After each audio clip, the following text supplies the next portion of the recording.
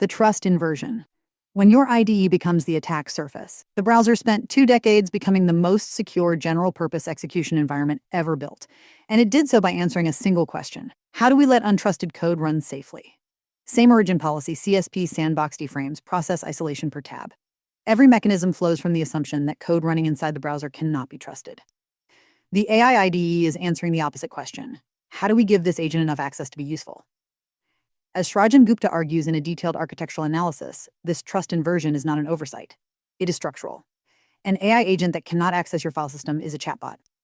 The entire product category requires broad access to function, which means the browser's core security insight, that you can separate capability from trust, does not transfer. The principal confusion problem makes this worse. When an AI agent writes code, whose instructions is it following? The developer who typed a prompt, the .cursor rules file committed by a former teammate, the MCP server description written by an open source maintainer, the patterns absorbed from training data. All of these carry influence, and none has a verified identity or trust level. There is no same origin when the origin is natural language from 5 different sources blended into a single generation. Gupta identifies 5 concrete attack vectors that exploit this confusion: rules file poisoning that persists across every developer who clones a repo, MCP tool descriptions that embed hidden exfiltration instructions, covert data channels through legitimate tool calls, shell environment inheritance that turns a compromised TLI session into a compromised workstation, and confirmation fatigue that degrades permission gates from security boundary to auto-approve within 20 clicks. The perplexed Comet incident proved these are not hypothetical. Zenity Labs documented a zero-click attack against Perplexity's Comet agentic browser. A calendar invitation embedded a malicious indirect prompt injection in the description field, hidden below whitespace. When the user asked Comet to accept the meeting, the agent navigated to the local file system via file, located credentials, and exfiltrated them to an attacker-controlled server by embedding the data in a URL. No sandbox was broken. No software vulnerability was exploited. Comet did exactly what it was designed to do. It just could not distinguish attacker intent from user intent. Zenity coined the term intent merging for the phenomenon. Perplexity's fix was textbook, a hard boundary that deterministically blocks file access at the code level where the LLM never gets a vote. The soft guardrail, stricter confirmation prompts, was a useful complement, but it would not have stopped the original attack. Detection after exfiltration is not security. It is an incident. A research team from Pillar Security and Fujitsu has now pushed the attack surface one layer deeper. Below the prompt, below the system message, into the tokenization machinery itself. Chat templates are Jinja 2 programs bundled inside GGUF model files, executing on every inference call to translate structured dialogue into the token sequences models expect.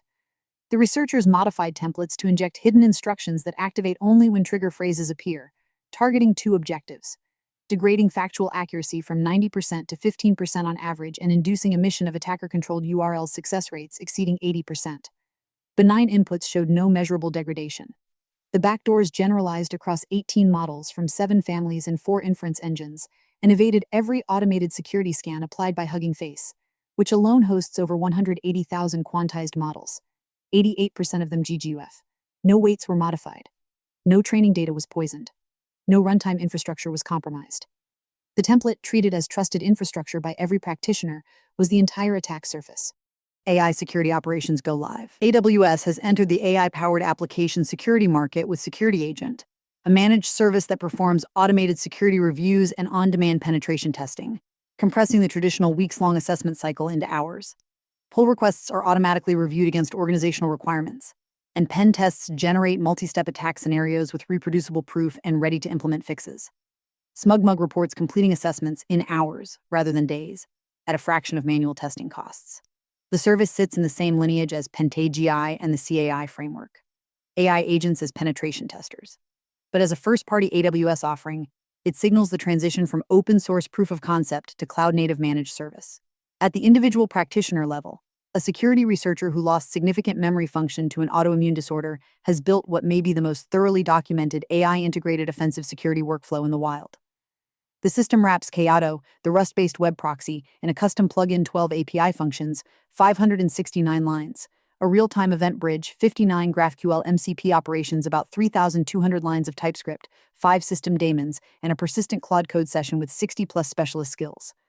Over 50 passive workflows fire against every intercepted response, generating broad detections. An ephemeral workflow adapter then creates target-specific redist rules via Kato's GraphQL API. Machine-generated, scoped to the specific host, watching for the specific confirmation signal. Only confirmed findings from these ephemeral retests escalate to the AI agent for deep investigation.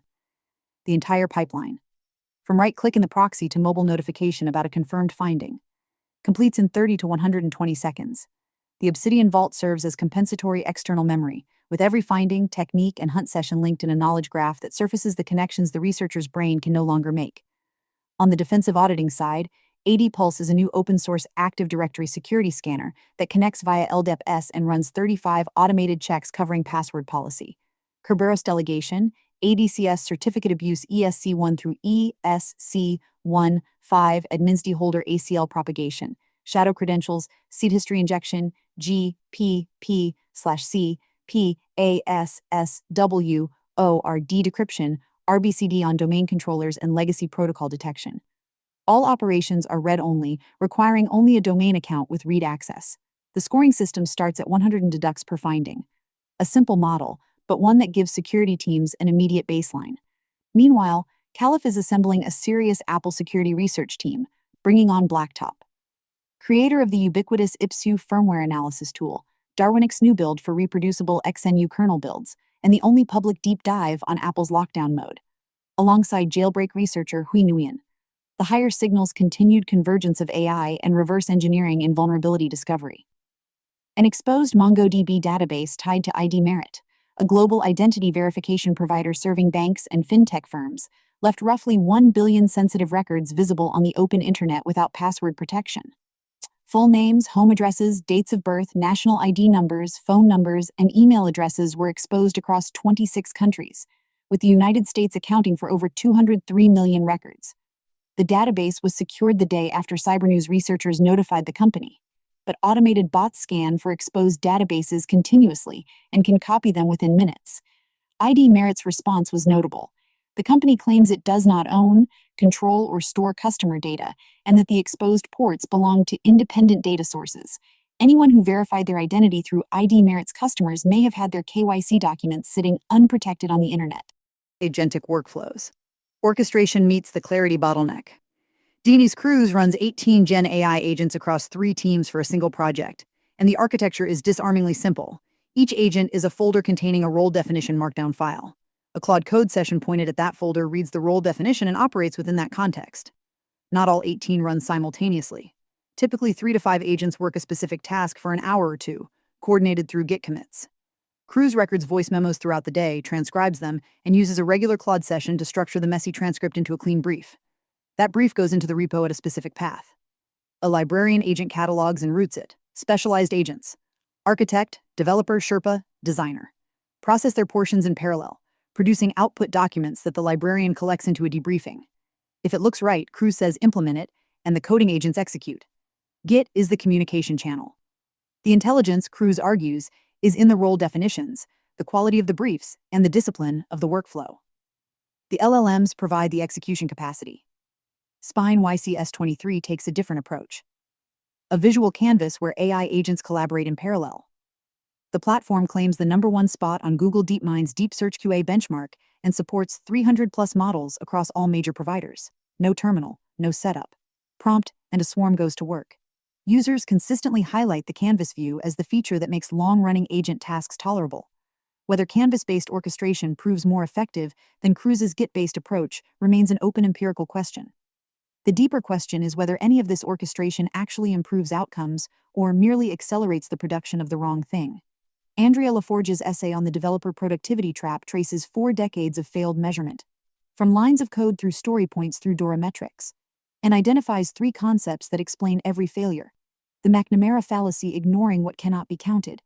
Goodhart's law, when a measure becomes a target, it ceases to be a good measure. And surrogation, the non-conscious process by which people forget what the metric was supposed to represent and treat the number itself as the goal. The research finding that AI amplifies whatever is already there. Good practices and bad metrics alike, is the essay's sharpest point. Even the CEO of Cursor has warned publicly that developers accept AI-generated code simply because it appears to work, without properly reviewing its structure, logic, and long-term impact. The 2025 DORA report abandoned its low/medium/high/elite performance tiers entirely, replacing them with 7 team archetypes. The message: productivity cannot be reduced to a single dimension. Brian Finster cuts to the operational implication. Clarity was always the bottleneck, and AI did not create the problem. It revealed it. Organizations that masked poor product clarity with slow delivery cycles now have nowhere to hide. AI accelerates the path to production. What it cannot do is figure out whether you are building the right thing. The answer is not a return to waterfall-era requirements documents. It is a practice that continuously creates and validates shared understanding. BDD, story refinement, spec-driven development. The Hammer Problem essay from Full Hoffman completes this arc with a filter any AI tooling investment should pass. If the model gets 10x better, is this still needed? Data infrastructure survives. Compute primitives survive. Tool access survives. Human judgment survives. Orchestration frameworks, context management tools, multi-agent debate systems, and prompt management platforms do not. The model handles the chain, reads the repo, thinks harder, and makes the conversation the prompt. Every one of these solved a real problem at a specific moment. Every one of them is a hammer. And in a landscape where the underlying models are improving exponentially, the moment passes fast. Agent memory gets a compression layer. A new paper introduces structured distillation for personalized agent memory, achieving 11x token compression while preserving 96% of retrieval quality. The method distills each conversation exchange into a compound object with 4 fields. A summary of what was accomplished, a distinguishing technical detail, thematic room assignments, and regex extracted file references. Applied to 4,182 conversations, 14,340 exchanges from 6 software engineering projects, and a single user corpus. The method reduces average exchange length from 371 to 38 tokens. At that compression ratio, 1,000 conversation exchanges fit in 39,000 tokens instead of 407,000. The difference between consuming most of a context window and leaving room for actual work. The evaluation is unusually rigorous. 201 recall-oriented queries, 107 configurations spanning 10 search modes, and 5 LLM graders producing 214,519 consensus-graded query result pairs. The result is mechanism-dependent in a way that matters for practitioners. Vector search HNSW. Exact cosine shows no statistically significant degradation after Bonferroni correction. All 20 configurations hold up. BM25 keyword search degrades significantly across all 20 configurations, with effect sizes reaching 0.756. The explanation is straightforward. 11x compression removes the verbatim vocabulary that keyword matching requires, but vector similarity captures semantic content that survives the compression. The most interesting finding is that cross-layer retrieval, combining verbatim keyword search with distilled vector search, slightly exceeds the best pure verbatim baseline MRR 0.759 versus 0.745. The signals are complementary. The paper's surviving vocabulary principle, constraining the LLM to reuse participant-specific terms rather than paraphrasing freely, is worth noting. Only 27% of high IDF tokens survive distillation, but 96.8% of tokens users actually search for are retained. The system keeps what people look for and discards what they do not. Black Forest Labs has released Self-Flow, a self-supervised flow matching framework that combines the flow matching training objective with a self-supervised feature reconstruction objective. The model uses per-token time-step conditioning. Each token can have a different noise level during training, and self-distillation from a teacher at layer 20 EMA to a student at layer 8. Built on CTXL/2, the model generates ImageNet 256x256 samples without classifier-free guidance CFG scale, =1.0, a notable departure from the guidance-dependent generation that dominates the field. On the local inference front, Gate Delta NET CFDA support for Vulkan has been merged into Llama.cpp, delivering measurable performance improvements on consumer AMD hardware. An RX 7800XT user reports token generation jumping from approximately 28 tokens/second to 36 tokens/second on Qwen 3.527b, a roughly 29% improvement from a single kernel merge. Knowledge graphs face the closed-world reckoning. Kurt Kegel's deep dive into the open-world closed-world assumption, OWA versus CWA in knowledge representation, cuts to a tension that most practitioners encounter without naming. The closed-world assumption holds that if a statement cannot be proven true from available information, it is false, the foundation of every relational database ever built. The open-world assumption holds that absence of evidence is merely absence of evidence, the foundation of OWL and the semantic web. The practical problem: RDF and OWL operate under OWA SPARQL. Users implicitly expect CWA behavior, and Shackle introduces explicit constraint enforcement that presupposes closure. The moment Shackle rules generate new triples that feed back into subsequent validation, which assumption governs the combined system becomes genuinely difficult to answer. Kagel argues the direction of travel is toward closed-world systems, driven from multiple directions. Performance pressures, query complexity, security concerns, the demands of hypergraph architectures, and the growing need to connect formal graph-based systems with AI. Generative AI solutions are moving toward graphs that presume CWA. Agentic AI architectures talk to programmatic endpoints rather than exposing SPARQL directly.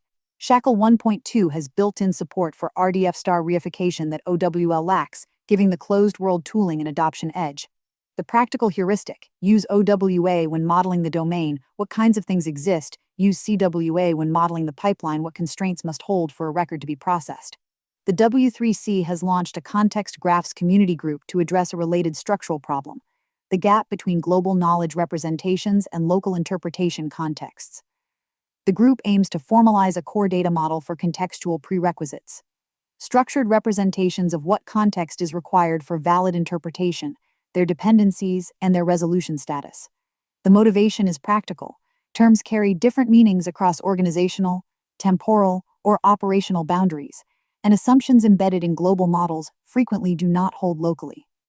The group intends to publish specification-style documents covering use cases from knowledge management to human AI workflows. Edge Intelligence Ships and API. Cognitum Seed is a vector intelligence appliance running on a Pi 02W that exposes 98 API endpoints from a device that fits in a shirt pocket. The system implements an RVF revector format vector store with cosine similarity search, a KNN graph with structural boundary analysis via Stower-Wagner min-cut, a SHA256, witness chain for tamper-evident audit logging, ED 25519 custody signing for attestation, a 6-channel synthetic sensor pipeline with drift detection page Hinckley, ADDWIN, and a 64-neuron reservoir echo state network, ReflexArc, rules mapping sensor conditions to actuator outputs, a thermal DVFS governor with demand-aware frequency scaling, and a cognitive container performing spectral graph analysis with its own secondary witness chain. The pairing model requires physical button press for write access, a hardware trust root that no amount of software compromise can bypass remotely. The broader vision, as articulated by Reuven Cohen, is that the system continuously ingests live feeds from dozens of domains: NASA space weather data, USGS seismic activity, EWA-AICLIME-S ARCS papers, financial markets, genomics databases, with each piece becoming a structured memory where cross-domain relationships can be analyzed over time. After a short run, the system stored over 1,400 persistent memories spanning 10 scientific domains, surfacing patterns like correlations between solar activity and seismic events. The architecture positions Revector not as a database you add to your stack, but as the entire self-learning, self-optimizing layer. The Ruvix crate extends Revector into a cognition kernel, a Rust library implementing a full-cycle compute substrate from PBFT consensus to a CLI shell. The architecture spans vector storage with GNN-enhanced search, graph neural network re-ranking comparing GCN GAT, and graph-seg approaches, spectral analysis for structural health monitoring, and a witness chain for immutable audit trails. The min-cut examples demonstrate Stower-Wagner applied to network reliability analysis, image segmentation, social network community detection, supply chain vulnerability mapping, and circuit board analysis. Boundary analysis drives the thermal governor. Structural fragility of the vector store's KNN graph directly influences CPU frequency scaling, a tight feedback loop between data structure health and hardware resource allocation.